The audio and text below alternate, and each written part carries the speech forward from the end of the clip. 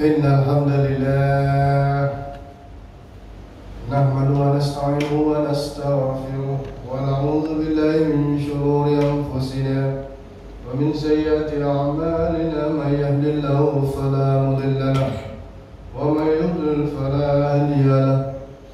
أشهد أن لا إله إلا الله وحده لا شريك له وأشهد أن محمدا عبده ورسوله لا نبي بعده. اللهم صل وسلم وبارك على محمد وعلى آله وصحبه ومن والاه. قال الله تعالى في القرآن الكريم: أعوذ بالله من الشيطان الرجيم. يا أيها الذين آمنوا اتقوا الله حق تقاته ولا تموتن إلا وأنتم مسلمون.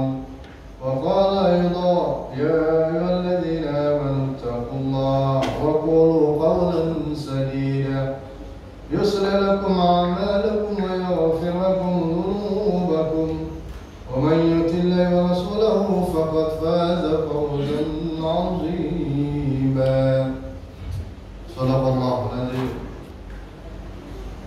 Jemaah rahimakumullah, segala puji hanya milik Allah. Kita memuji dan mohon pertolongan kepada Allah. Kita berlindung kepada Allah dari kejahatan diri sendiri dan kejelekan amal perbuatan. Siapa saja yang Allah beri petunjuk, maka tidak ada yang dapat menyesatkannya. Dan siapa saja yang Allah sesatkan, maka tidak akan dapat ada yang memberinya petunjuk. Allah Azza wa Jalla berfirman: wahai orang-orang yang beriman, bertakwalah kepada Allah dengan sungguh-sungguh bertakwa, dan janganlah kamu mati kecuali dalam keadaan muslim. Wahai orang-orang yang beriman, bertakwalah kamu kepada Allah dan ucapkanlah perkataan yang benar. Niscaya Allah akan memperbaiki amal-amalmu dan mengampuni dosa-dosamu. Dan siapa saja yang taat kepada Allah dan Rasulnya, sungguh dia mendapatkan kemenangan yang agung.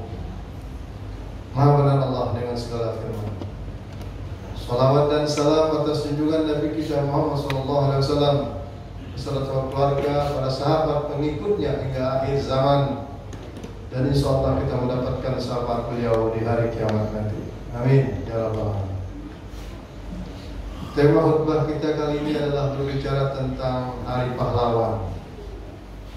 Baru saja kita memperingati Hari Pahlawan di Republik Indonesia yang tercinta ini setiap tanggal 10 November. Dan oleh karena itu, bagaimana pahlawan ini dalam perspektif pandangan agama Islam? Sejarahnya memang Hari Pahlawan ini dimulai dengan adanya Hari Santri sebagai resolusi jihad, dan ada lagi perjuangan jihad umat Islam terhadap mempertahankan kemerdekaan Republik Indonesia, khususnya di Surabaya. Dan oleh karena itu, para santri dan para pejuang umat Islam, para ulama menyebarkan dan mengumandangkan takbir Allahu Akbar, mempertahankan Republik Indonesia jangan sampai direbut oleh sekutunya penjajah Indonesia, yaitu kaum Belanda dan sekutu-sekutunya. Jemaah rahimakumullah. Berbicara tentang kata pahlawan, menurut Kamus Besar Indonesia itu dimaknai sebagai orang yang berjuang dengan gagah berani dalam membela kebenaran. Secara etimologis atau dalam istilahnya, dimaknai pula pahlawan berasal dari akar kata pahala dan berakhiran wan. Jadi orang yang mendapatkan pahala, ya, kata pahala berakhiran wan. Jadi orang yang mendapatkan pantas memperoleh pahala karena jasa-jasanya dalam perjuangan menegakkan kebenaran. Kemudian dalam pandangan Islam, bahwa pahlawan dapat dimaknai sebagai orang Islam yang berjuang menegakkan kebenaran, al-haq, demi memperoleh ridha Allah. Dan oleh karena itu semuanya adalah ridha Allah yang akan dicari. Kata kuncinya adalah kebenaran al-haq dan ridha Allah. Makna pahlawan adalah segala sesuatu baik yang berupa perintah maupun larangan yang datangnya dari Allah Subhanahu wa taala melalui ajaran Islam yang dibawa oleh baginda Rasul Muhammad SAW. Oleh karena itu Islam harus memiliki koridor dalam arti perjuangan kebenaran untuk menjunjung nilai luhur Islam. Dalam pengertian yang lebih luas, pahlawan Islam adalah orang Islam yang berjuang membela tanah air dan mempertahankan kemerdekaan bangsa dan negara dari penindasan para penjajah. Nah, dalam Islam yang disebut pahlawan pasti memiliki kontribusi atau jasa besar bagi orang lain.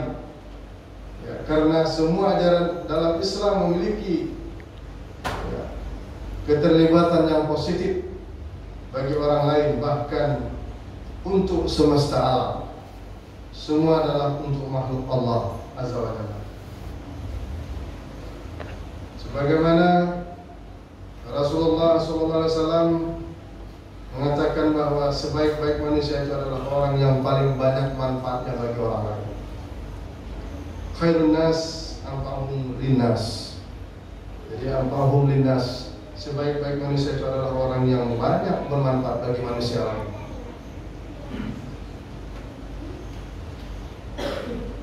Di dalam Al-Quran banyak diceritakan bahwa bagaimana itu sesungguhnya pahlawan. Kali ini kita sebutkan saja artinya. Yang pertama adalah perangilah mereka sehingga tidak ada lagi penindasan. Yang ada hanya keadilan dan keimanan kepada Allah Azza wa Jalla. Kemudian pada surah yang lain, dan kenapa kamu tidak berperang di jalan Allah? Dan untuk mereka yang lemah, laki-laki, perempuan dan anak-anak yang berkata kepada Tuhan, keluarkanlah kami dari kota ini yang penduduknya zalim, dan berilah kami dari pihak-Mu ya Allah orang-orang yang menjadi pelindung, dan berilah kami dari pihak-Mu yang menegakkan keadilan.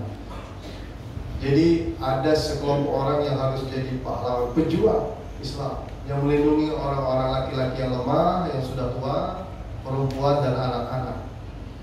Nah, ini dalam konteks Al-Quran. Sesungguhnya para pahlawan yang telah memperjuangkan kemerdekaan bangsa ini, yang kita ketahui maupun yang tidak, mereka hidup di dalam hati kita dan bahkan selalu diperingati hari pahlawan itu. Kebaikannya selalu banyak, kebaikannya selalu bertabur jiwa umat sehingga tak pernah sirna untuk dikenang dan didoakan arwahnya oleh setiap saat, meskipun secara lahiriah mereka sudah mati, namun secara hakiki belum. Ia mati tetapi hidup. Dalam Al-Quran surah Al-Baqarah jelas itu dikatakan. Dan janganlah kalian sekali-kali mengatakan bahwa orang yang berjuang terbunuh di jalan Allah fi sabilillah, mereka itu mati, melainkan mereka hidup, tetapi kamu tidak merasakannya. Dalam Al-Quran surah Al-Baqarah 154. Pahlawan dalam Islam adalah orang yang berani memperjuangkan Islam sampai ia menang atau mati, atau bahasanya iskariman atau mutsahidan, hidup mulia atau mati syahid. Orang yang berjuang itu pun tidak memperdulikan apakah ia bakal mendapatkan penghargaan atau tidak dari pemerintah atau negara. Yang mereka harapkan adalah ridho Allah Azza wa Jalla. Dalam Islam kategori pejuang atau jihad ada beberapa macam. Di antaranya adalah jihad memerangi hawa nafsu, jihad nafsi. Kemudian termasuk jihad memerangi syaitan, jihad memerangi orang kufar, jihad memerangi orang munafik, nifak. Dan menurut Rasulullah Sallallahu Alaihi Wasallam, justru jihad yang paling besar adalah jihad memerangi hawa nafsu pada diri kita masing-masing. Beliau berkata pada suatu hari kepada sahabatnya, "Wahai sahabatku, kita masih akan menghadapi perang yang lebih dahsyat setelah perang yang paling besar waktu itu, perang Badar di bulan Ramadan." Oleh karena itu, para sahabat juga sebagian sahabat mengatakan dan bertanya kepada Rasulullah, "Perang apa lagi ya Rasulullah? Bukankah ini perang yang dahsyat?" Jawab Nabi, "Bukan, perang ini adalah masih ada yang lebih besar dari perang Badar, yaitu perang melawan hawa nafsu. Maka hawa nafsu ini harus dikendalikan, termasuklah di dalam puasa Ramadan dan juga pada hari-hari yang lain. Banyaklah kita berpuasa sunnah dan takarrub ila Allah." Jemaah rahimakumullah, berkenaan dengan pahlawan yang tercatat dalam sejarah Islam, baik pada zaman Nabi maupun pada masa-masa sesudahnya, yang tak ternilai jumlah banyaknya para pahlawan. Ada juga pahlawan yang besar Islam yang coba mengobarkan semangat jihad Nabi dengan menggaungkan sirah nabawiyah. Misalnya Salahuddin Al-Ayyubi setelah Rasulullah, sahabat-sahabat yang terukir namanya dalam sejarah perjuangan Islam karena ia mampu menumpas tentara multinasional, ya baik itu Eropa, ya semuanya yang mereka adalah bersekutu, dan roh jihad di kalangan Islam saat itu telah diwariskan oleh baginda Rasul. Maka Salahuddin Al-Ayyubi mencetuskan dirayakannya hari Maulid Nabi, ada kaitannya memberikan semangat para pahlawan, para pejuang dengan mengenang kelahiran Nabi. Dan oleh karena itu Salahuddin Al-Ayyubi inilah mencetuskan juga Maulid Nabi supaya memompa semangat para pejuang. Nah, hanya yang perlu dipahami bahwa perjuangan ditegakkan atas nama Islam tidaklah sekelompok lain itu sendiri yang menganggapnya sebagai pahlawan, tetapi sesungguhnya orang yang banyak pahlawan itu bukan hanya jihad, artinya berperang di jalan Allah. Bahkan ada dikisahkan bahwa pahlawan itu adalah orang yang hari ini pun dia disebut dengan pahlawan. Ketika di zaman Islam ada seorang kakek-kakek yang menanam pohon, dan pohon itu ditanya oleh sang raja, "Mengapa kakek yang tinggal sebentar lagi meninggal dunia itu kok mau menanam pohon? Padahal tidak akan bisa dinikmati oleh kakek itu." Apa dia jawab? "Sesungguhnya kita makan buah-buahan yang sifatnya lama seperti durian dan apapun dia. Itu adalah perjuangan kakek nenek kita yang menanam pohon yang dinikmati oleh anak cucu. Dan oleh karena itu jangan sampai berhenti. Walaupun besok mau mati, tanamlah itu pohon. Karena kita adalah pahlawan yang tanpa jasa." Termasuk juga guru dan sebagainya, itu pahlawan tanpa jasa. Orang yang tadi menanam pohon itu pun juga adalah pahlawan. Dia tidak akan, walaupun dia tidak menikmati pohon itu, maka dia tanam untuk anak cucunya. Itulah hakikat pahlawan. Sampai kapanpun tidak berhenti untuk berjuang dan menghidupi bangsa ini, dan bahkan mempertahankan negara ini. Walaupun besok mau mati, dia tetap berjuang dengan menanam pohon. Itu adalah pahlawan tanpa jasa yang dinikmati oleh cucunya. Itu makna daripada pahlawan sesungguhnya. Jamaah rahimahullah, kiranya itulah yang dapat kami sampaikan. Mudah-mudahan ada manfaatnya bagi kita semua. Aku qouli hadza wa astaghfirullahaladzim li wa lakum wa lisa'iril muslimina wal muslimat wal mu'minina wal mu'minat fastaghfiruhu innahu huwal ghafurur rahim.